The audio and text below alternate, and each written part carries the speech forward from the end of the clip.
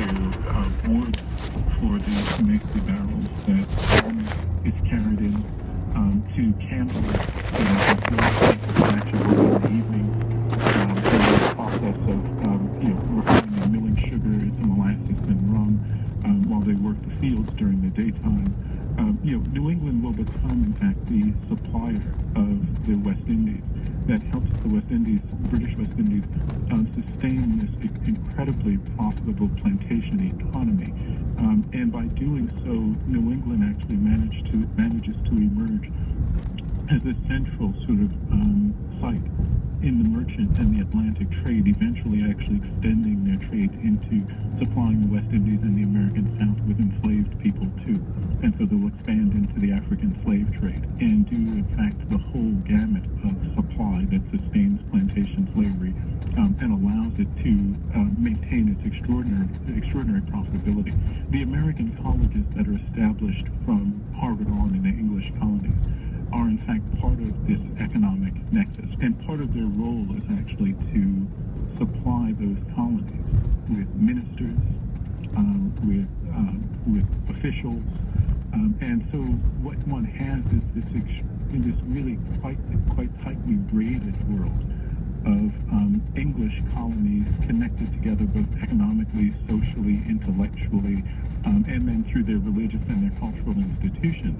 We tend to think about the United States today and project back those boundaries on the past, and that doesn't work particularly well.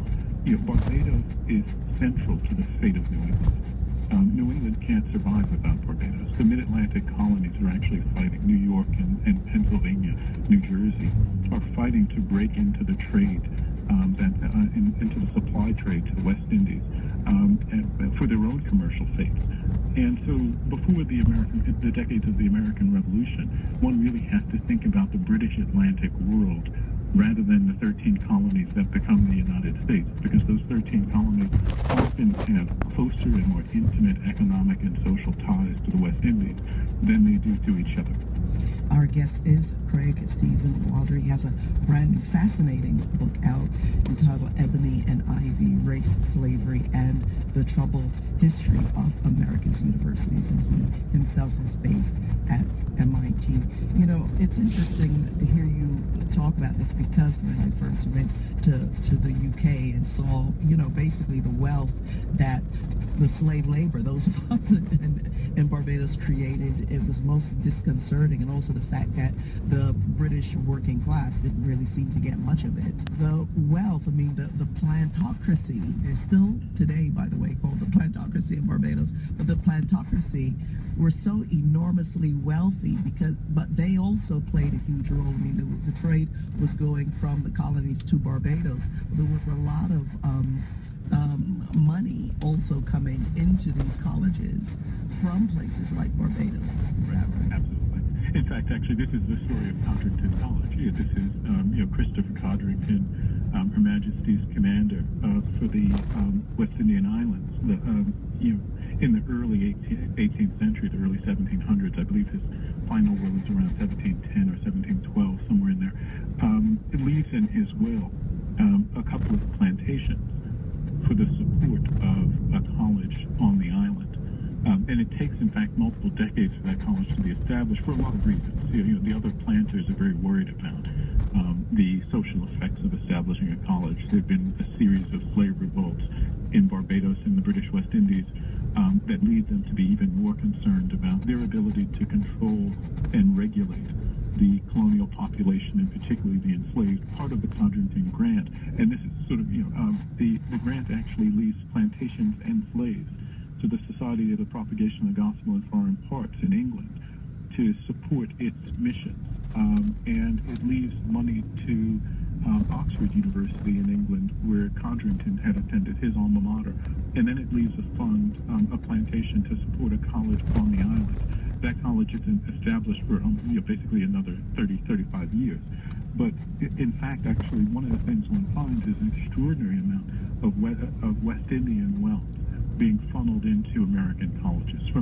Long before the Codrington Grant was established by Christopher Codrington, Harvard was actually in the West Indies seeking both students and donations. when William and Mary is founded in 1693, the Virginia College depends heavily upon the local planters. It's a planters college. And so it's very much a regional, local school that uses the local slave wealth to sustain itself. Yale is established 8 years later in 1701, and Yale then begins seeking students and donations well beyond Connecticut's borders, often turning toward the West Indies. By the middle of the 18th century, when all the new colleges are established, the Princeton, the University of Pennsylvania, Columbia, Brown, Rutgers, and Dartmouth, between 1746 and 1769, that 23-year period, 6 new colleges are established on the mainland, meaning that the number of colleges in mainland North America triples from 3 to 9. That's the height of the African slave trade.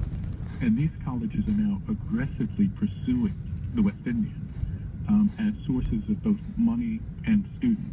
John Witherspoon at Princeton, the president who comes from Scotland to help save this struggling college in 1768, almost immediately writes a missive to the West Indians, in which he declares that the very name of a West Indian has come to imply great opulence. He continues to bow before the Jamaicans and the Barbadians, and to present Princeton as the logical place for them to send their sons, because wealthy boys from the West Indies will be preyed upon by unscrupulous people if you send them to England's universities. But if you send them up to Princeton, New Jersey, they'll be well taken care of, they'll be carefully educated, and they'll be trained into good Christian life and sent back to their families as productive citizens. You're listening to a 1-hour discussion with author and historian Craig S. Wilder. We're going to take a short station break. When we return, more about his brand new book, Ebony and Ivy, Race, Slavery, and the Troubled History of America's University. 99.5.